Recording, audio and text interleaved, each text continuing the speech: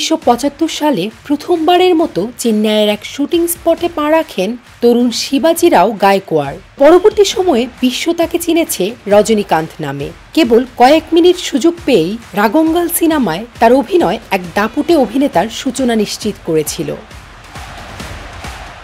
ক্যারিয়ারের দীর্ঘ 5 দশকে 170টিরও বেশি সিনেমায় কাজ করেছেন রজনীকান্ত। তার বেশিরভাগই হয়েছে ব্লকবাস্টার।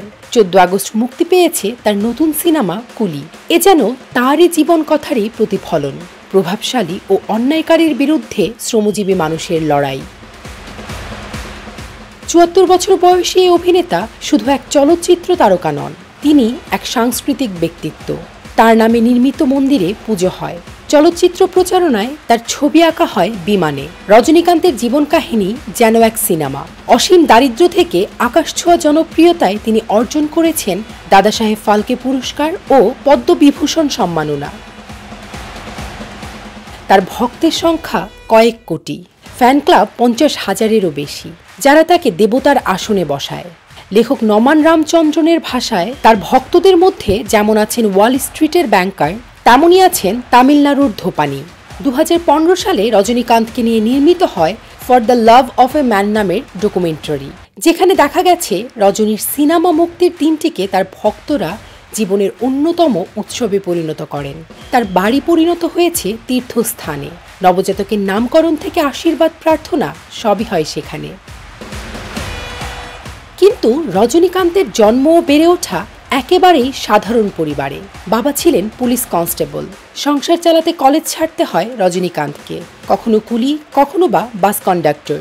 এরপর এক বন্ধুর সহায়তায় ভর্তি হন মাদ্রাজ ফিল্ম ইনস্টিটিউটে। সেখানেই চলচ্চিত্রকার কে বালাচন্দ্রের চোখে পড়েন তিনি। তখনকার নায়ক ধারণা ছিল সাদা গাত্রবর্ণ, নরম গলায় কথা বলা, পরিমিত ভদ্রতা।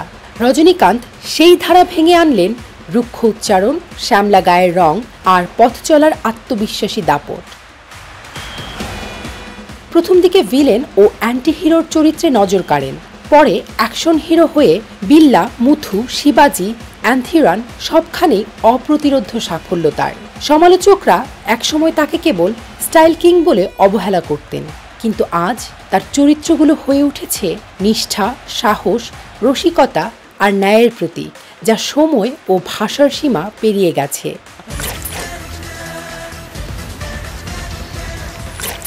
তামিল সিনেমার ইতিহাসবিদ থিওডোর ভাস্করান বলেন, তামিল সিনেমার সবচেয়ে বড় তারকারা সেই স্থান নিয়েছে যা একসময় লোকদেবতার ছিল।